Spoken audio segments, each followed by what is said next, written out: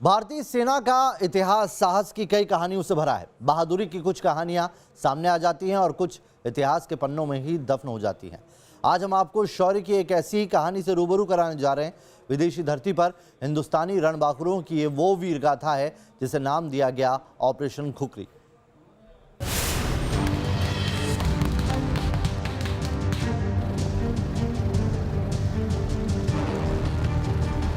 वो 75 दिन तक बंधक रहे मगर हथियार नहीं डाले। घास की रोटियां खाई मगर विद्रोहियों के सामने नहीं झुके। हालात बुरे थे, हर पल मौत का खतरा था मगर दिल में हौसला कायम था। चिंता सिर्फ तिरंगे के मान सम्मान की थी। ये है विदेशी धरती पर हिंद के जांबाज वीरों के अदम्य शौर्य की अनसुनी कहानी, ऑपरेशन खुखरी। इंडियन आर्मी का वो ऑपरेशन जिसे साल 2000 में दिल्ली से करीब 9433 किलोमीटर दूर दक्षिण अफ्रीकी देश सिएरा लियोन में कामयाबी के साथ अंजाम दिया गया। ऑपरेशन खुखरी में विद्रोही संगठनों के कब्जों में 75 दिन में फंसे 235 भारतीय सैनिकों को आजाद कराया गया था। उस वक्त सैनिक किन हालातों में रहे, उन पर क्या गुजरी और कैसे इंडियन आर्मी ने अपनी ताकत का लोहा मनवाया, अब ये कहानी खिताब की शक्ल में हर देशवासी तक पहुंचेगी। इसे मेजर जनरल राजपाल पुनिया और उनकी बेटी दामिनी पुनिया ने लिखा है।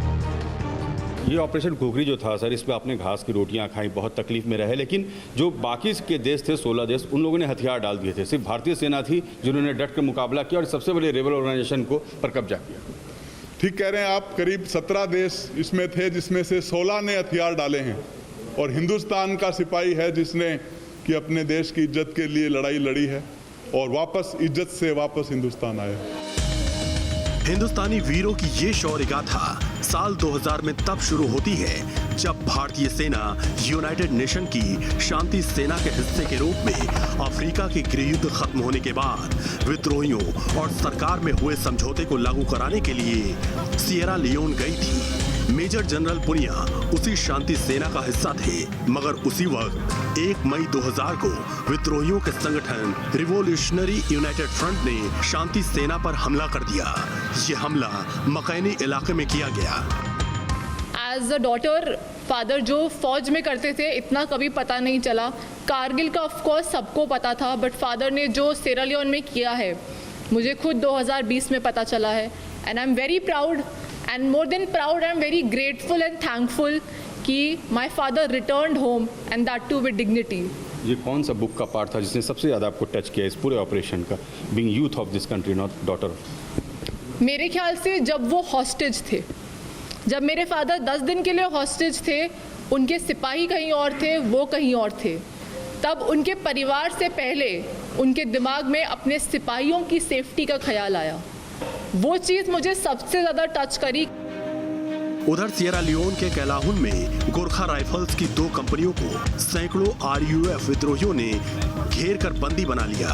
वो उन पर हथियार डालने का दबाव बना रहे थे। टेंट में राशन भी खत्म हो चुका था मगर भारतीय सैनिकों ने हार नहीं मानी।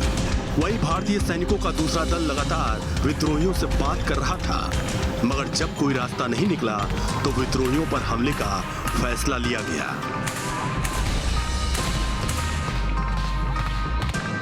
तीस घंटे में ऑपरेशन पूरा करने का प्लान बनाया गया। 15 जुलाई 2000 को ऑपरेशन शुरू किया गया। सेना के 2000 जवानों ने 2000 विद्रोहियों पर हमला बोल दिया। विद्रोही संगठन बेहद मजबूत था। अपने ही घर में हमले की उम्मीद नहीं थी। कई विद्रोही इस ऑपरेशन में मारे गए जबकि एक भारतीय सैनिक भी शहीद हुआ। इस तरह ऑपरेशन खुखरी से सिएरा लियोन में शांति आई जो अभी तक कायम है। Team news nation.